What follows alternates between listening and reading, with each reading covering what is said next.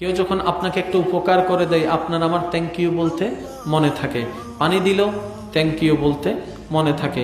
কিংবা কোনো রেস্টুরেন্টে নিজের পয়সা দিয়ে খাচ্ছেন, তারপরও কেউ একজন যখন আপনাকে খাবারটা সার্ভ করলো, আপনি কিন্তু তাকে অটোমেটিকলি বলছেন থ্যাংক ইউ, থ্যাংক ইউ। এতটুকু আপনার আমার মনে থাকে। কিন্তু যেই রহিম রহমান না চাইতে ঘরের মধ্যে আপনার আমার জন্য রিজিক পৌঁছায় দিচ্ছেন, সে আল্লাহর দেওয়া খাওয়ার আগে বিসমিল্লাহ বলতে মনে থাকে না, খাওয়ার পরে আলহামদুলিল্লাহ বলতে মনে থাকে না। তারপরও আল্লাহ বলে যে খাবার দিতে থাক, ফেরেশতা রিজিক পৌঁছাইতে থাক। আল্লাহ ব্যাপার কি, তোমাকে তো একবার আলহামদুলিল্লাহ বলে থ্যাংক ইউ দিল না।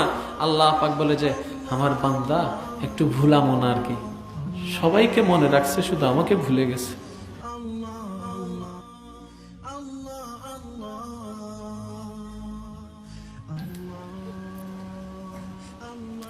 আমার বান্দা ওয়েটারের কথা মনে রাখছে, যে খাবারটা তার টেবিলে এনে দিয়েছে, তাকে থ্যাংক ইউ বলতে আমার বান্দার মনে আছে।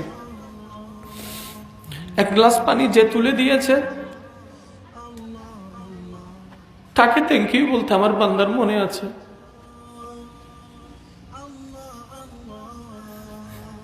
আমি আল্লাহর কথাটা হয়তো সে ভুলে গেছে। তার গুনাহ করার পরও আমি তার গুনাহটাকে গোপন করে রেখেছি, মান সম্মান এখনো পর্যন্ত বজায় রেখেছি। আমার বান্দা হয়তো সেটা অনুভব করতে ভুলে গেছে।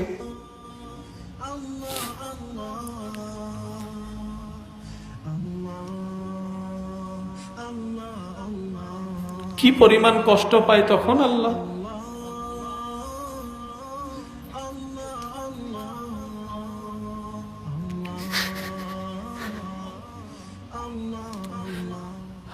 এটা পাই নাই, সেটা পাই নাই, এই আফসোস সেই আফসোস, হাজারটা আবদার, হাজারটা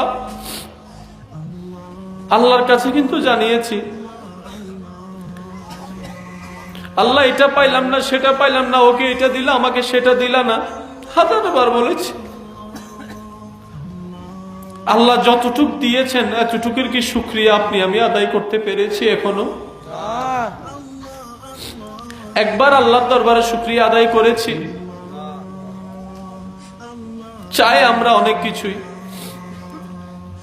আল্লাহ আপনার আমার কাছে বেশি কিছু চাই না, আল্লাহ শুধু এতটুক চায়, আমি যখন আমার বান্দাকে কোনো কিছু দান করব, আমার বান্দা যেন মন থেকে একবার আলহামদুলিল্লাহ বলে।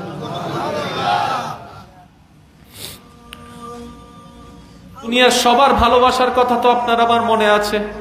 10 বছর আগে কেউ যদি আপনাকে কোন একটা উপকার করে, সেই উপকারের কথা আপনার আমার মনে আছে। যিনি প্রতিটা সেকেন্ডে সেকেন্ডে আপনার আমার উপকার করে যাচ্ছেন, সেই আল্লাহকে ভুলে রইলাম কিভাবে?